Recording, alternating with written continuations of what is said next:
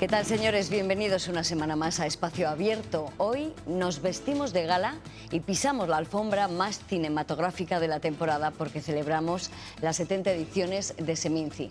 Se trata de uno de los festivales de cine más reputados del país y tiene lugar aquí, en nuestra comunidad, en Valladolid. Hablaremos de ese aniversario redondo, pero también de cine, de mucho cine con nuestro invitado, director, guionista, escritor y periodista.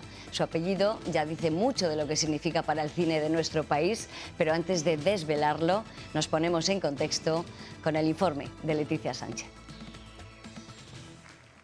Fiel a su espíritu, la Semana Internacional de Cine de Valladolid alcanza su 70ª edición con la proyección de 225 películas, 137 de ellas estrenos, 103 nacionales y 29 mundiales, 13 de películas españolas.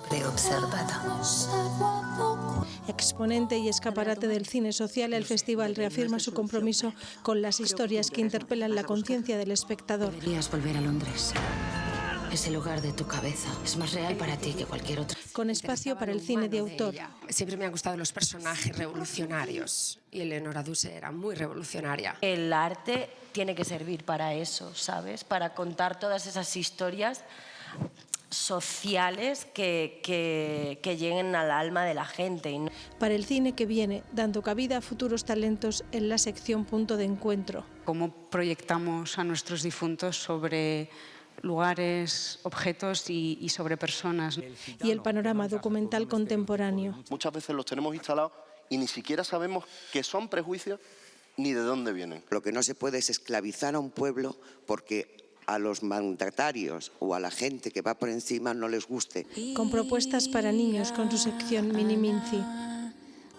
La Semana Internacional de Cine de Valladolid nació como un festival de cine religioso con 6 películas un 20 de marzo de 1956 y abrió la puerta del cine en España a directores como Orson Welles y las primeras películas de ficción de Steven Spielberg o David Lynch, autores como Abbas Kiarostami, Aton Egoyan, Andrei Tarkovsky o Nanni Moretti, dando siempre espacio a películas limitadas para el cine comercial.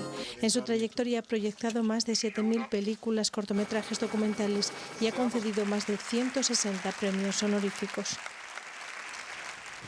Pues sí, llegó el momento. Será el encargado de clausurar la 70ª edición de Seminci con su última película, Siempre es invierno, que está fuera de concurso, pero cuyo estreno mundial se verá en Valladolid en la sección oficial. Es sin duda uno de los momentos más importantes de Seminci, con permiso de la entrega de las espigas. David Trueba, bienvenido a Castilla y León Televisión y gracias por aceptar nuestra invitación. Al revés, gracias por invitarme. Bueno, yo sé que esta primera pregunta no es nada original, pero tengo que hacerla evidentemente. Es la primera película que sale de una de tus novelas, de Blitz. Es la primera vez que adapto una de mis novelas, sí, y probablemente la última. O sea, es decir, no es algo que planeara en su día hacer y que he ido incluso evitando a lo largo del tiempo, pero en este caso se dieron como las circunstancias perfectas y tenía el reparto ideal para hacerlo. También era, quizá de todas mis novelas, la más breve, la que más posibilidades daba al cine y, bueno... Y estaba ahí, sí. De todas maneras, no sé si ese pensamiento de hacerla no era inmediato, por lo que vemos, 10 años, pero sí a lo mejor era clave la búsqueda de los actores adecuados. Cuando uno tiene un actor adecuado al personaje que tienes en la cabeza, si te dice que no debe de ser un drama, ¿no?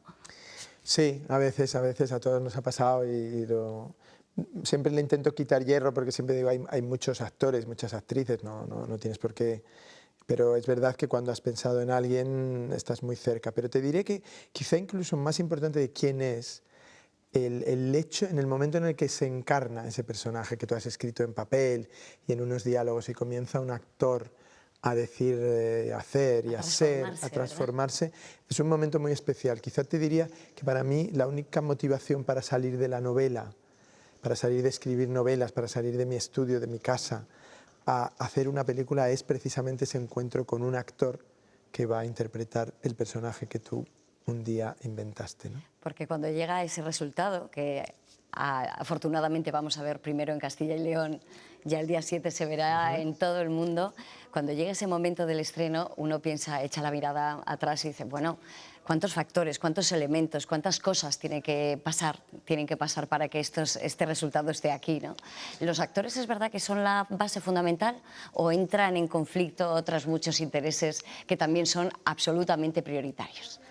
Bueno, o sea, a la película terminada y para el espectador yo creo que los actores son pieza fundamental porque son, digamos, quien arrastra al espectador que está mirando la película, ¿no? La mirada del actor, la presencia de los actores. Pero si nos pusiéramos o hiciera el público, digamos, el esfuerzo de intentar imaginarse una película, yo lo que les diría es que o sea, la cantidad de asuntos que están pasando por detrás mientras tú ves solo a los actores. Y también una de las virtudes que tiene que tener un director es la capacidad de abstraerse de todos esos problemas, urgencias, carencias, accidentes, etcétera. Abstraerse y concentrarse en lo que estás filmando, que al final es lo único que se va a ver. Pero por detrás, ya solo en conseguir la financiación para hacer una película, en conseguir levantar un proyecto, realmente es una tarea que es... Titánica, todo pasa por el dinero la producción, pero también pasa por el dinero el ir a ver la producción.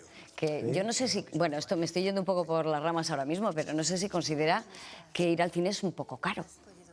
O está bien, está bien remunerado. Pregunta, mira, no sé aquí, pero en Madrid, por ejemplo, donde yo vivo, muchas veces he ido al cine por la noche, entre semana, y has cogido el coche y has aparcado el coche en un parking y lo dejas, y cuando sales del cine es más caro el aparcamiento del coche durante las 2 horas que has estado viendo una película que la entrada para ver la película. Y el aparcamiento del coche es un trozo de terreno que además hay 1000 coches en el aparcamiento, y eso te hace, o por lo menos a mí me hace pensar que el cine no es caro en función de lo que te ofrece, porque al pobre coche tampoco nadie le cuenta una historia ni le ponen allí a unos actores a hacer nada, sino que está aparcado. El argumento es demoledor, claro Sí, que sí. y siempre lo pienso. Luego, ya no te cuento si sales del cine y te tomas un gin tonic y te cuesta también lo mismo que la entrada del cine, Pues sí. también piensas, ostras, un gin tonic es un poquito así de ginebra, un poquito así de tónica, un hielo y tal. No sé, realmente es muy costoso hacer una película. O sea, la gente, yo tampoco quiero a la gente abrumarla, pero es muy costoso porque todo vale dinero, necesitamos muchos técnicos, necesitamos tiempo, necesitamos lugares para rodar, vestuario, maquillaje, peluquería, decoración. Entonces se suma mucho. Un día de rodaje, a veces hacemos cálculos, está en torno a los 20.000 euros, solo de coste de personal, etcétera, un día, ¿no? Entonces es caro. Lo que pasa es que intentamos, bueno, que la experiencia sea placentera. Yo creo que hay mucha gente que no se da cuenta hasta qué punto el cine, las películas están en nuestra vida, porque las vemos a veces en plataformas, en la tele, en tal. Pero bueno, es mi oficio y yo lo defiendo mucho. Hombre, a mí me encantaría. Ahora, por ejemplo, hay unas ayudas, digamos, que hacen que los espectadores mayores, seniors, llaman, es cierto. les cueste solo 2 euros ir los martes en general, a veces en algunos sitios es los lunes, pero en general los martes. Y es una cosa que muchísima gente mayor agradece por la calle. He de decir que nosotros, los del cine, obviamente participamos renunciando a esa parte, digamos, de la entrada que nos tocaría, porque más o menos, para que te hagas una idea, a los productores de una película, de una entrada, les llega el 25% del precio, ¿no? Una cuarta parte. Una cuarta parte, eso es. La mitad es para pagar al cine, a la sala, el otro 25% es para pagar al distribuidor y al productor, al que ha hecho la película, le llegaría ese 25%. Entonces, si vamos a poner que costara una entrada 10 euros, tendríamos que pensar que solo 2,5 van para los que han hecho la película. Entonces, imagínate sumar 2,5 para llegar a pagar la media hora de una película española, son 3 millones de euros de coste. Entonces, tienes que hacer muchos espectadores. La verdad que sí, un logro titánico el sacar una película adelante.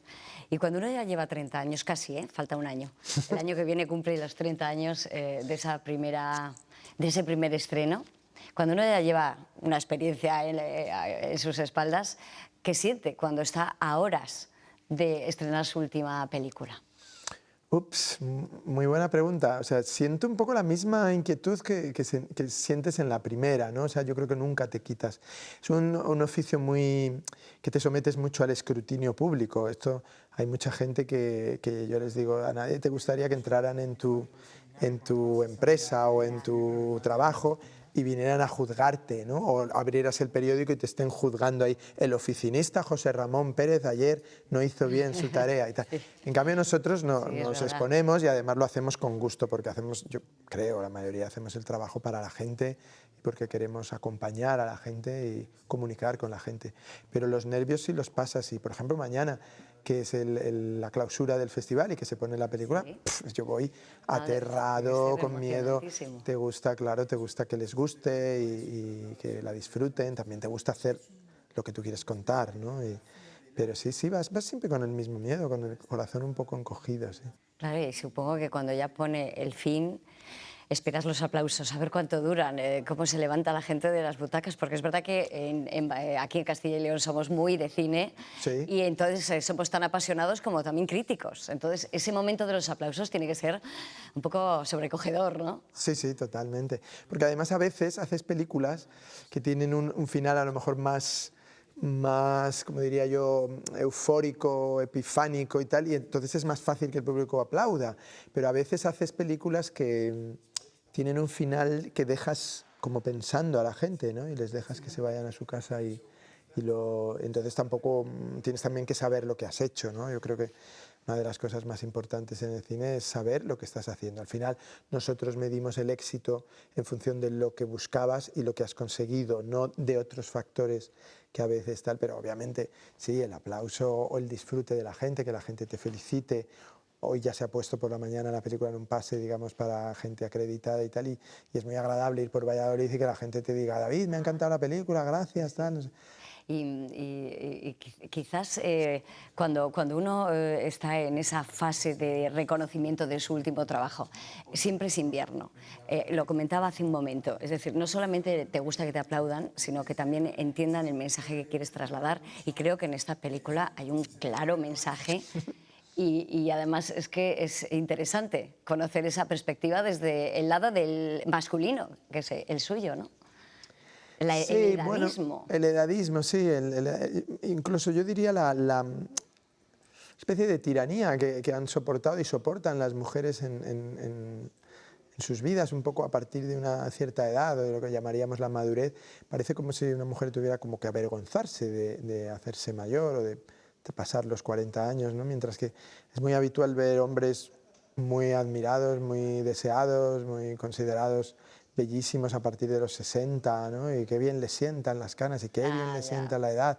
Y de pronto es muy difícil que eso lo diga alguien de una mujer, porque hay una especie de identificación de la belleza de la mujer con la belleza juvenil, que me parece muy bien y me parece muy interesante, pero no es solo ahí donde está una mujer. Yo creo que una mujer tiene derecho a realizarse, tiene derecho a seguir viviendo, tiene derecho a seguir ilusionada, tiene derecho a seguir siendo deseada, deseable y desear, pese a haber cumplido años. Y entonces esto es algo que creo que el cine, por ejemplo, el cine, la publicidad, los medios de comunicación, creo que han contribuido muchos años a esta tiranía, presentando siempre a la mujer como algo que no puede tener una arruga, ¿no?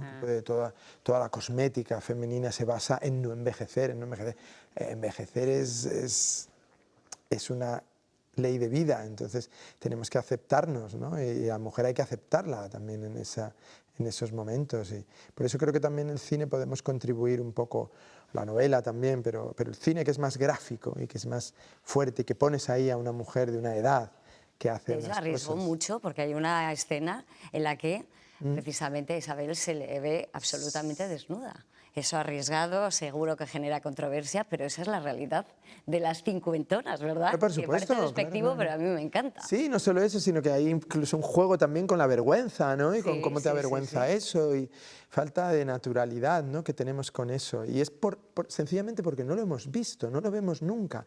Están escondidas, es como que tienes que avergonzarte de tener 50 años y es como, ¿por qué? Estaba, cuando comentaba de señores de 60 años maravillosos, recordaba a Brad Pitt, por ejemplo, claro. George Clooney, pero claro, en cuanto a relaciones de pareja, no he podido evitar recordar a Trump y a Melania y a Macron y a su mujer. Y digo, ahí está un poco la dicotomía de esas relaciones de... No solo eso, sino que una pareja tiene uno de los cónyuges más mayor que el otro, y ahí está la clave. Una es más joven que él, pero cuando ella es más mayor que él, ahí está la crisis, ¿no? ahí está la crisis, sobre todo ahí está la crítica, un poco, y como buscarle las vueltas a eso y a tratar de hacerles daño por ahí, como si fuera algo que se tiene que avergonzar, o que tiene que haber gato encerrado, o que se han dicho cosas brutales, ¿no?, del matrimonio Macron, y me parece muy injusto. Y eso creo que debemos reconocer, y como hombres debemos ponernos también en primera línea, es machismo puro y duro, ¿no? Que aceptemos arquetipos culturales, arquetipos sociales de una manera y no los aceptemos de otra, tenemos que decirlo así, es machismo. Puedes ser más o menos militante, más o menos a favor de unas otras cosas, pero como les digo, yo siempre digo, dime exactamente de qué estamos hablando cuando estamos hablando de feminismo y yo te contestaré lo que pienso. Y muchas veces digo, cuando llegamos al asunto, pero vamos a ver, tú piensas que una mujer tiene que estar sometida, tú piensas que una mujer no puede tener una pareja más joven, tú piensas que tal. Es absurdo, una mujer puede hacer exactamente lo mismo que hacen los hombres y además lo hará mejor, que suele ser la cualidad de las mujeres, porque también son más reflexivas, tienen un poder de entender más, yo creo, abstractamente la vida. El hombre es muy concreto, es muy cavernario todavía, la mujer tiene unos procesos mentales más amplios. La vida nos ha hecho así también. La vida nos ha hecho así, también es verdad, en la crianza también una mujer se expone a muchas cosas que el hombre no se expone y es un poco como, digo, una madre es madre porque ha parido a su hijo, pero los padres tienen que ganárselo con el sudor de su frente. Entonces, la madre no tiene que venir nadie a explicarle. En cambio, a los padres, a muchos hay que explicarles lo que consiste la responsabilidad de ser padre porque no se han enterado. Han ido al hospital y les han dado un niño y dicen, ¿y ahora qué hago con esto?, ¿no? En cambio, la madre tiene esas cosas. Y la mujer en general, yo he sido siempre he tenido muchas amigas. He visto en mi casa, por ejemplo, yo vengo de una familia de muchos hombres. Éramos 8 hermanos, de los cuales 7 somos hombres y una es mujer. Mi hermana, que es la antepenúltima, ¿no?, es la tercera por el final. Entonces, mi hermana le ha costado todo mucho más que a nosotros. Le ha costado mucho más, incluso en casa, conseguir, y mi madre en eso fue muy inteligente, de conseguir que no estuviera, digamos, obligada a hacer cosas que nosotros no estábamos obligados a hacer. Entonces era un poco el reparto de recoger la mesa. Bueno, ya que está la niña, que lo haga sí, ella, eso ¿no? es, o cuida al abuelito que se ha puesto malo, o no sé qué, ¿no? Mi madre siempre era, no, aquí sois todos iguales. Y yo vi crecer ese talento, digamos, porque en el caso de mis padres era un talento innato, porque no tenían ninguna formación, es decir, eso venía simplemente por su observación, y esa generación ha sido muy importante en ir también dándole a la mujer su sitio, ¿no? Vamos, Barrunto, una conversación estupenda por delante. Tenemos muchos temas todavía que abordar, pero me gustaría que viésemos un reportaje juntos, porque es verdad que en los últimos tiempos Castilla y León se ha convertido en un escenario de cine. Han sido muchos directores los que han elegido esta comunidad para rodar sus series o sus películas, aunque grandes producciones como El bueno, el feo y el malo o El Cid se grabaron hace décadas, en los años 60, en Burgos o en Valladolid o en Palencia. Lo cierto es que la sensibilidad de los castellanos y leoneses es una realidad y solo tenemos que ver la gran afluencia de público que siempre nutre la Seminci, que recordamos, aunque lo hemos visto en el informe, arrancó en 1955 siendo la Semana de Cine Religioso y que esta edición, como decimos, suma la número 70. Conocemos la evolución de este festival en un reportaje de Estefanía Ureña y José Bermúdez. Lo vemos, David.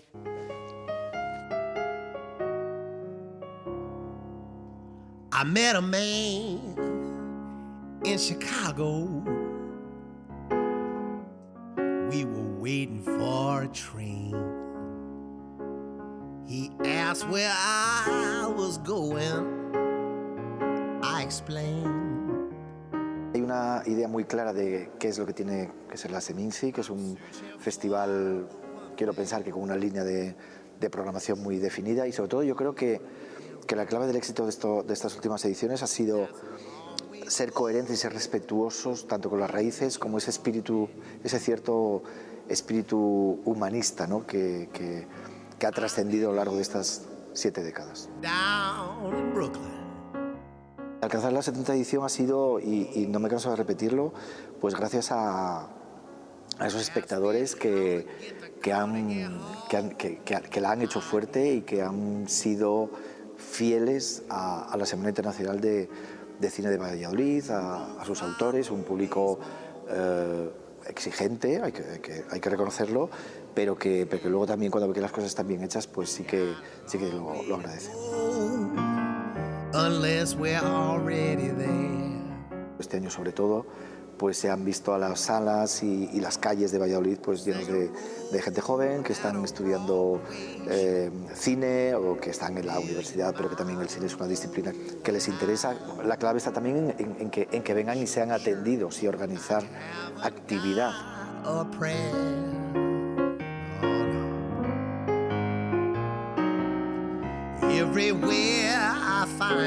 Es un festival de festivales, que esto quiere decir que ves películas de muchos otros festivales, básicamente Cannes, Venecia, Locarno, Berlín, y esto te da la posibilidad de venir aquí y ver un poco casi lo mejor que está en el circuito durante este año.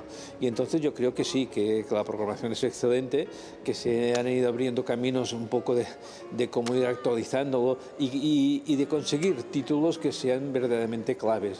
Y este año creo que hay unos cuantos títulos que son importantes, tanto en sección oficial como a veces en secciones paralelas.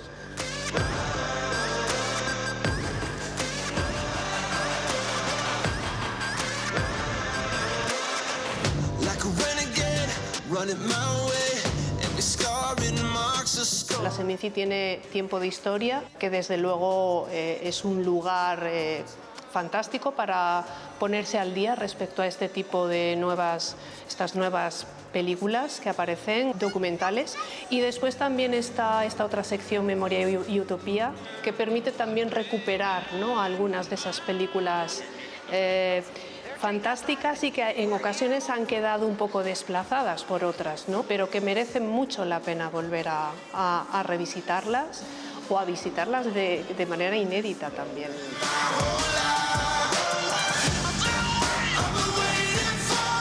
Creo que es muy genuino, muy acogedor. Con esta cosa que tenemos los castellanos de, bueno, tranquilos, a lo mejor no especialmente expresivos, pero en realidad sí. Y un tipo de cine muy especial. Combina ahí unas películas de culto, unas películas muy especiales de autor, ¿no? Y se han estrenado grandes trabajos.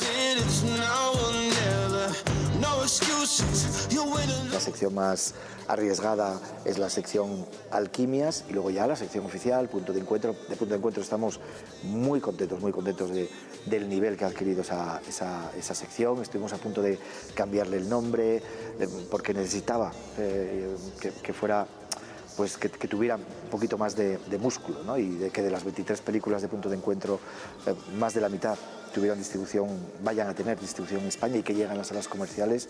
Me parece que es un logro importante para este festival, ¿no? Porque eso significa que las películas del festival, más allá de lo que es la sección oficial, circulan y se estrenan en salas comerciales. Permite acceder a películas, sobre todo en el contexto actual en el que nos encontramos, que, como digo, en realidad no llegan a las salas comerciales realmente. Lo digo así de sencillo, pero es muy importante. Es básico para poder conocer nuestra cultura y conocernos a nosotras mismas también.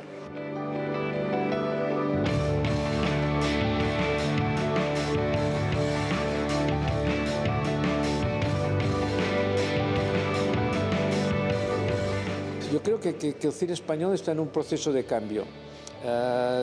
Yo diría que este proceso de cambio está marcado por dos cosas. Una sería como una especie de descentralización del cine, es decir, en estos momentos Galicia, País Vasco, Cataluña están sacando una producción bastante, ya no es solo la industria centrada en Madrid, sino que hay esta especie de cine que se está moviendo, y esto creo que es interesante, y luego que es un cine que está rompiendo con el propio imaginario de lo que teníamos del cine español. Y esto me parece interesante, es decir, como si estuviera como replanteando, buscar otras formas de ver el propio cine. Solo hay que ver la presencia imponente, hay que decirlo así, del cine español en estas 3 últimas ediciones. Yo creo que hemos encontrado nuestro propio lugar, combinando la presencia de esos grandes directores o grandes directoras, Isabel Coixet, Fernando Franco, David Trueba, con los nuevos valores y que concursan en Punto de Encuentro, en Alquimias, en Tiempo de Historia, y que se encuentran, y lo tengo que decir así, muy a gusto en un festival que está programado, como está programado ahora mismo, Seminci, ¿no? O sea, es llegar a Seminci y cuando estos jóvenes autores pues encuentran a los maestros del cine contemporáneo de hoy, como los Pietro Marcello, el Di Congedi o Sergei Lonitsa.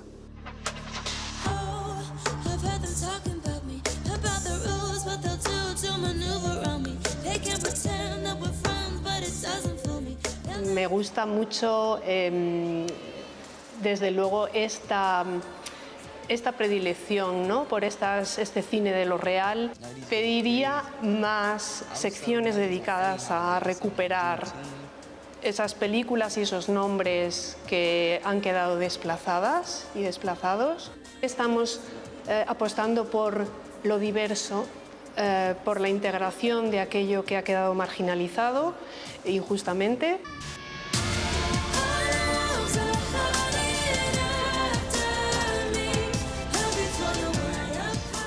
Continúa quizás faltando un poco más este cine de denuncia, que continuamos un poco con esta idea que decía antes más genérica de no acusar a los culpables, pero bueno, sí que ha habido algunas denuncias significativas. Estoy pensando en películas como El año del descubrimiento, en el que hace sí una denuncia de una situación política concreta, y entonces sí que en ese sentido que ha habido una cierta evolución, de una cierta más apertura, que me parece interesante.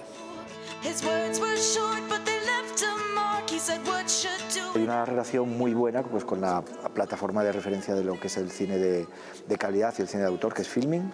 Ya no solo Filmin además es distribuidor y presenta varias películas en la sección oficial a competición, y luego bueno, pues desarrollamos una ventana cinéfila, que es la sección para niños y jóvenes, ofreciendo durante el mes previo a la celebración de la Seminci pues películas específicas para niños y jóvenes que se pueden ver a través de esa plataforma, y además que van acompañadas de guías didácticas, y es un proyecto en el que están implicados, liderado desde Valladolid, eso hay que decirlo, y en el que están implicados los festivales de Sevilla, de Málaga, de Huelva y de Sitges.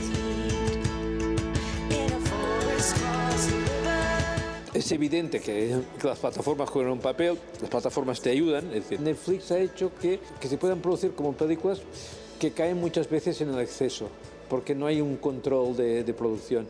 Y entonces de las series siempre hay algo que a mí no me acaba de gustar, que es esta idea del desprecio a la figura del autor, el director, es decir, o que el autor sea el guionista. Hay que empezar a pelear por las películas ya mismo, a partir del mes de enero, el Festival de Sundance, y sobre todo estar muy en contacto con los productores, con los agentes de ventas internacionales, y estudiar muy bien el calendario y las posibilidades que hay para poder estrenar en Seminci. Aparte, claro está, de ese trabajo que es bastante trabajo, que es bueno, pues justificar lo que son los números del festival para instituciones, para bueno, pues todo el tema de las subvenciones, y eso es un trabajo que nos lleva bastantes semanas. ¿Sí?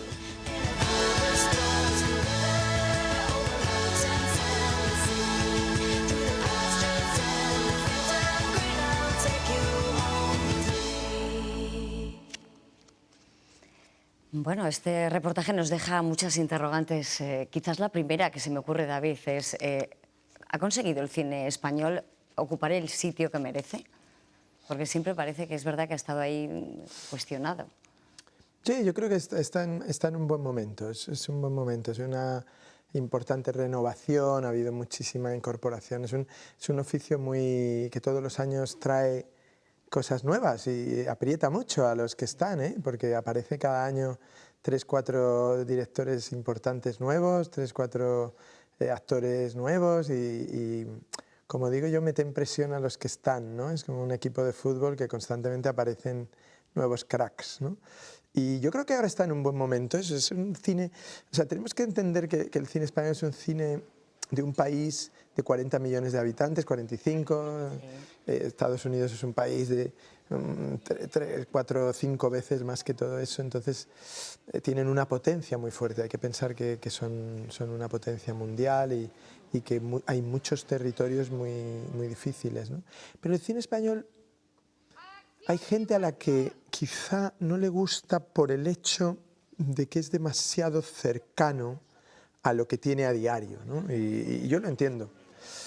Lo entiendo, porque claro, uno quiere ir a soñar, quiere ver cosas diferentes, quiere ver lugares que no conoce, lenguas que no conoce, pero al mismo tiempo también es importante que esté retratado tu lugar, ¿no? Porque nadie va a contar mejor las historias que te atañen y las historias que te representan que nosotros. Y luego, por ejemplo, eso sí lo digo siempre, el dedicarte al cine español hace que cuando vas fuera seas muy valorado, porque es un cine que tiene muchos nombres, tiene mucha gente, está muy presente en los festivales internacionales y la gente es como, español, o sea, inmediatamente interesa y la gente conoce ciudades a través del cine, o sea que no es descontento. Quizá aquí dentro siempre se tiene una imagen un poco más limitada de lo que... acomplejada, porque no sé por qué es un poco así. Sí, bueno, es normal, ¿no? Es lo de casa siempre parece que tiene que venir el aceite de otro sitio para que sea mejor que el nuestro o el pan de otro sitio para que sea mejor. Yo cuando veo estas panaderías que se llaman Le Pain Quotidien, ¿no? Que es como que vienen de las panaderías francesas, siempre digo, ¿cómo? Se nota que esta gente no conoce el pan de nuestra tierra, ¿no? Esa hogaza, que yo tengo recuerdos casi sensibles, ¿no? De esa hogaza de pan ahí. Esa que echas de menos porque parece que es difícil encontrar, ¿verdad? Muy difícil. Entonces, bueno, siempre lo propio es como minusvalorado, pero nada, debemos quitarnos esos complejos. Yo no los he tenido nunca y siempre he entendido muy bien que me dedico a un oficio difícil, en un país difícil, que no tiene una gran tradición del cine y tal, pero que contribuyes a él y tienes que arrimar el hombro y estás haciéndolo por tu país, estás haciéndolo por ti y estás haciéndolo por una industria que crees que da trabajo además a muchísima gente y muchísima gente joven y los hace felices y por lo tanto contribuyes a ella, pues adelante. Ese cine de cercanía, David Trueba conoce todo el mundo. Por ejemplo, esta última película pues tiene varias localizaciones, algunas en España, otras en Bélgica. Yo no sé si se ha planteado alguna vez buscar una localización más rural, como por ejemplo Villafrares. Hombre, sí, tienes que encontrar la historia, claro, Hay que buscar me encantaría. Villafrares, fíjate, es para mí un territorio, lo he hecho en una novela, hice una novela que se llamaba Tierra de Campos, que había, digamos, algo de mi propia vuelta, ¿no? a esos territorios que han sido tan importantes. Mi padre viene de ahí, es una tierra ya en sí misma, ¿no? de dureza, al mismo tiempo de una belleza. Claro que sí, me encantaría, me encanta rodar. Hay que buscar esa historia. Hay que buscar la historia, exacto. No puede ser artificial, o sea, las cosas tienen que surgir porque tienes algo que contar de ese lugar, pero estoy seguro que van a salir cineastas de aquí, están saliendo mucha gente que cuenta de otras regiones. Quizá también Castilla y León es una región difícil porque tiene problemas poblacionales, tiene problemas para estudiar cosas que tienen que ver con nuestro oficio. Entonces, claro, no es fácil mandar a los chicos y a las chicas fuera, a universidades fuera, a escuelas de cine fuera. Entonces, pero irán saliendo y ya hay actores y hay mucha gente. De todas maneras, el apego que tenemos los castellanos y leoneses a los otros castellanos y leoneses es muy intensa. Recuerdo cuando en el año 2014 ganó 6 de los 7 Goyas a los que estaba nominada aquella película y en su pueblo, en Villafrares. Yo ya digo el suyo, claro, es un poco claro, de la familia. Es mi pueblo, bueno, prepararon una fiesta absolutamente extraordinaria porque era como si les hubiera tocado a ellos. Eso sí que es un apego distinto, ¿no? Bueno, es que, vamos a ver, desde que tengo memoria he pasado mucho tiempo en Villafrares en los veranos, sobre todo he ido a ver a mis tíos, he ido a ver con mi padre. Mi padre era una persona que adoraba a su pueblo.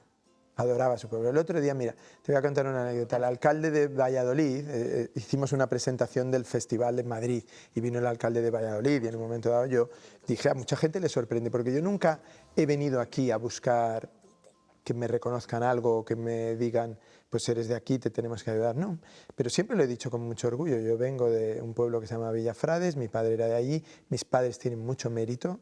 O son gente que les tocó la guerra, que les tocó sufrir y que hicieron su vida en Madrid como tantísima gente en la emigración, en un barrio, fundaron la familia allí, ¿no? Un barrio que se llama Estrecho, que es un barrio obrero de Madrid, brutal, fuerte, difícil, y ellos allí consiguieron darnos a todos estudios, amor, ¿no? Muchas cosas. Entonces el alcalde, al acabar el acto, me dijo, pero tu padre es de Villafrades, en Villafrades hay un baile, el paloteo y tal, el paloteo, que eso es un baile maravilloso, tú no lo conocerás y tal. Y le dije, hombre, alcalde, no me diga eso. Digo, desde pequeño he visto a los danzantes y sobre todo mi padre ha sido chiborra.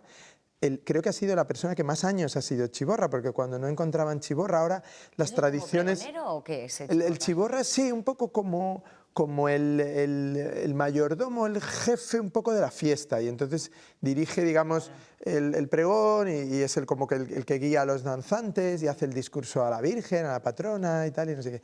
Y en la época en que, porque claro, ahora estamos un poco en la recuperación de esas fiestas, pero yo recuerdo que en los años 70 y en los años 80, en un país que se abría a la modernidad, las fiestas estas populares estaban muy abandonadas. Entonces siempre llamaban a mi padre, estábamos a lo mejor en Madrid un día, ya sonaba el teléfono y era pues el alcalde de turno de su pueblo. Oye, Máximo, mi padre se llamaba Máximo, Máximo, que es que no hay nadie que coja el relevo, que quiera ser chiborra y tal. Mi padre tardaba un minuto en coger el coche y venirse y hacer, escribía el texto del pregón, y a mí me daba mucha alegría verle, ¿no? Porque él lo vivía y se sentía muy, muy representado de su pueblo. Entonces le dije, no solo conozco el baile, sino que he estado en el pueblo 8000 veces y que para mí eso forma parte de mi infancia, ¿no? Y aparte mis tíos, los que se quedaron en el pueblo, eran personas muy especiales, muy especiales.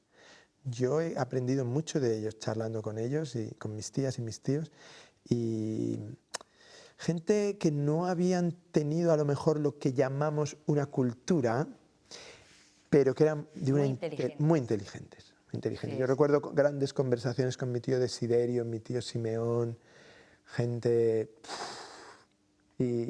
Sí, un respeto absoluto hacia ellos. Entiendo que en Villafrades no habría sala de cine. No. En Villafrades lo único que había era un sindicato para que fueran a jugar la partida y tomar un chato, ¿no? Después de la faena. No había ni cine, por no haber, no había ni un árbol. Yo siempre lo cuento y a veces me dicen, exageras, digo, no, tendrías que verlo. En la época que yo tengo 10 años, cuando veníamos a Villafrades en verano, no había una sombra. O sea, es decir, acompañábamos a la recogida, a la siega, esas cosas y tal, porque mi padre siguió teniendo heredadas pues, de sus padres y sus abuelos unas tierras de cebada y de trigo, y entonces se las cuidaban sus hermanos, ¿no? Y veníamos y hacíamos mucha vida ahí, no cine, por supuesto. Yo he conocido Villafrades sin baño, tú imagínate para nosotros, todavía estoy hablando a la gente, mis hijos, por ejemplo, se lo cuento siempre, digo, tú imagínate lo que era, un niño de Madrid, ¿no? Que venía a pasar unos días y no había cuarto de baño. Esto llegó, claro, el agua corriente, tenían el pozo y el pajar y te arreglabas tu vida. Para los pequeños, claro, es que sabemos lo que es el mundo rural, pero es verdad que no hace tanto que pasaba eso. Le decía lo de que si había sala de cine, porque es verdad que cada vez hay menos. Y veíamos en el reportaje que las plataformas se están llevando el gato al agua. Es verdad que este año ha sido en el que más hemos consumido cine los españoles, pero desgraciadamente la mayor parte de ello en plataformas. ¿Están las salas de cine, cree, condenadas a morir? Es una duda que hay en el ambiente, porque se consume mucho cine en casa. A nosotros nos viene muy bien, porque una de las patas con las que financiamos nuestras películas es su explotación en las plataformas. Entonces, no penséis que es un enemigo nuestro. Lo que nosotros intentamos proteger es la sala de cine y la experiencia en una sala de cine. Creemos que hay un elemento de comunión social, hay un rito en ver una película proyectada en una pantalla grande al lado de personas que no conoces, con reacciones que te hacen también sentir la película de una manera distinta, ¿no? Entonces también hay estudios sobre la huella que deja una película vista en cine y la huella que deja una película vista en tu teléfono móvil o en tu portátil o en tu tele. Es una huella distinta. Entonces yo creo que el cine va a perdurar, el cine en salas va a mantenerse, va seguramente a limitarse a lo mejor a menos ocasiones de las que se iba antes. También hay que pensar que en los años 50 prácticamente había muy pocos entretenimientos, ¿no? Entonces podía ser uno. Claro, era normal que una película hiciera 7 millones de espectadores, pero ahora eso es imposible en salas, ¿no? Pero se preservará la sala y creo que hay que conservarla, así que hay que hacer también un esfuerzo por parte a veces de ayuntamientos y de comunidades para mantener por lo menos algunas salas para que no se pierda, digamos, ese ritual de ver una película en una gran pantalla, de verla juntos. Creo que en el futuro vamos a recuperar algunos de los ritos sociales que hacíamos, porque la sociedad está un poco aburbujándose, están todos metidos en su casa y eso hace que también la gente haga menos cosas colectivas. Eso es. Tenemos que estar más unidos y entonces a veces esos ritos, ¿no? Antes era muy importante, por supuesto, ir a misa, la salida de la misa, se charlaba, se iba luego al bar, se charlaba el restaurante, se charlaba el cine, se charlaba el teatro, los conciertos.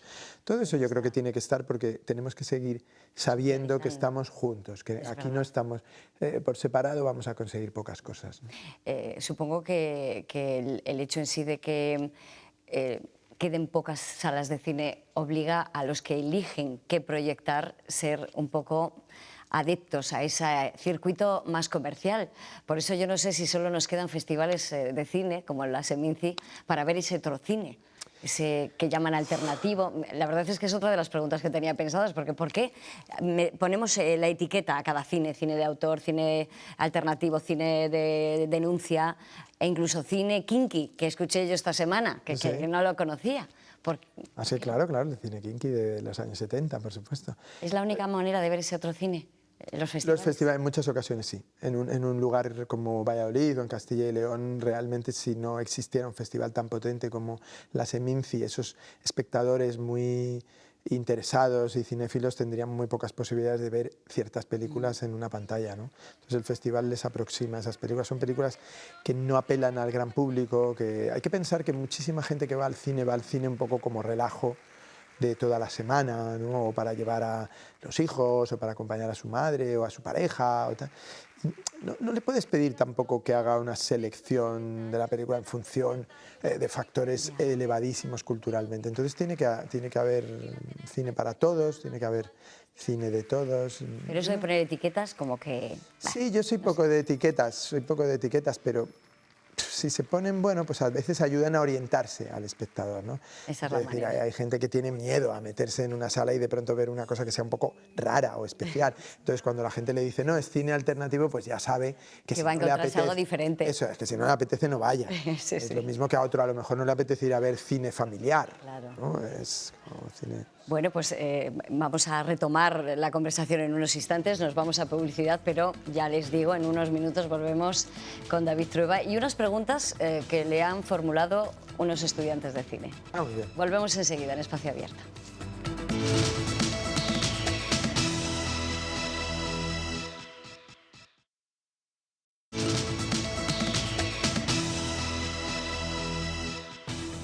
Ya estamos de vuelta en Espacio Abierto, ya saben, estamos hablando de cine y lo hacemos con David Trueba, que para nosotros es un auténtico privilegio hoy poder contar con él. Tiene que pesar ese apellido, es decir, las expectativas de cuando llega a una sala de cine una película de David Trueba, tiene que pesar mucho, ¿no? Sí pesa, sí. Sí, porque es un apellido que por suerte mucha gente ya identifica con el cine y con... con una especie casi de saga, ¿no? Familiar y tal, y para nosotros es un orgullo, siempre hemos peleado por hacerlo y hacerlo bien y que la gente te identifique con calidad, te identifique con algo que te puedes fiar, ¿no? Y bueno, Trueba es el apellido de mi madre, porque mi padre era Rodríguez y en el colegio nos lo quitaban a todos, éramos tantos Rodríguez en clase, en aquellas clases grandes, pues siempre eran los Trueba y tal. Bueno, en el periodismo también hubiera sido muy periodístico, valga la redundancia, un Trueba siempre es mejor que un García, que un... Claro, también lo entendías, ¿no? Y mi padre mismo lo entendía, porque al final decía, es verdad, hay muchos Rodríguez, pero siempre era orgulloso, ¿no? ¿Te queda la espinita de no haberse dedicado al periodismo? Así, muy rápido. Sí, por supuesto. Me hubiera encantado, sobre todo el periodismo de calle, digamos, el periodismo de reportaje, de crónica y tal, me hubiera gustado hacerlo, pero al final también la vida te va llevando, digamos, por lugares. Pero sí, siempre tenía el periodismo como una de mis vocaciones, ¿no? Y lo he hecho más, he sido más articulista que periodista. De joven hice mucha entrevista, mucho trabajo así de llevar a entrevista, reportaje y tal, no sé qué, pero me hubiera gustado mucho ser, sí, reportero, ¿no? No solo de conflictos, sino de esas cosas que pasan. El periodismo a mí me ha servido de mucho en el cine. Son muy porque, atractivas. claro, el periodismo es curiosidad. Sí, y es llevarle a la gente cosas que no ve. Entonces, sé que ahora el periodismo está como pasando una época dura, que hay una valoración, porque se habla mucho de la política, de hasta qué punto las trincheras, claro. eso es, las trincheras políticas, pero yo siempre digo, es mucho mejor tener muchos sitios donde informarte que tener pocos.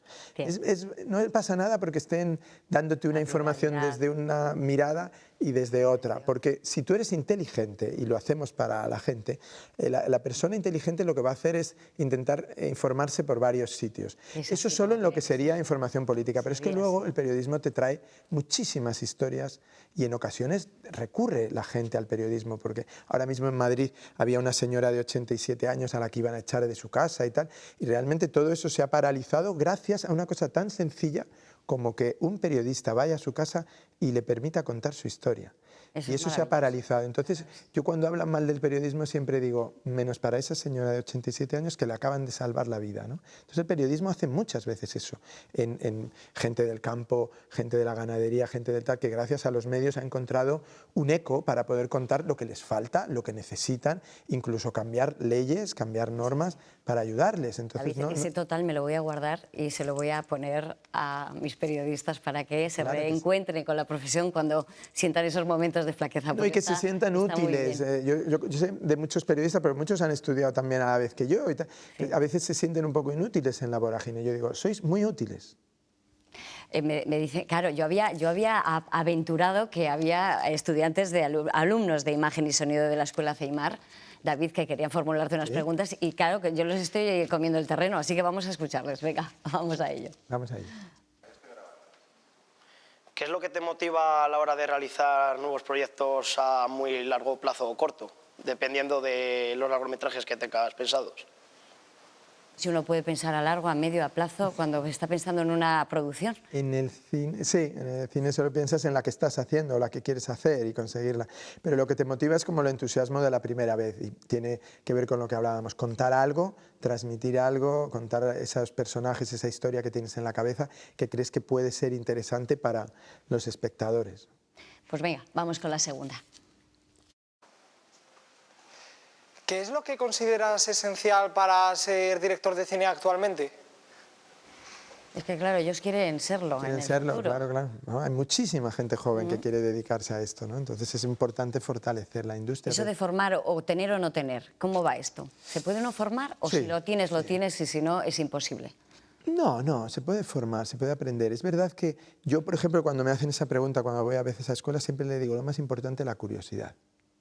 Y eso no está en el temario, ni está en las escuelas. Es decir, la curiosidad tiene que venir contigo. Si tú no tienes curiosidad por la gente, por el ser humano, por cómo vivimos, vas a ser un director de cine con poco que contar, ¿no? Claro. Entonces, ¿de dónde viene nuestra conexión con la gente? Que tenemos curiosidad y transportamos esa curiosidad a nuestras películas. La curiosidad.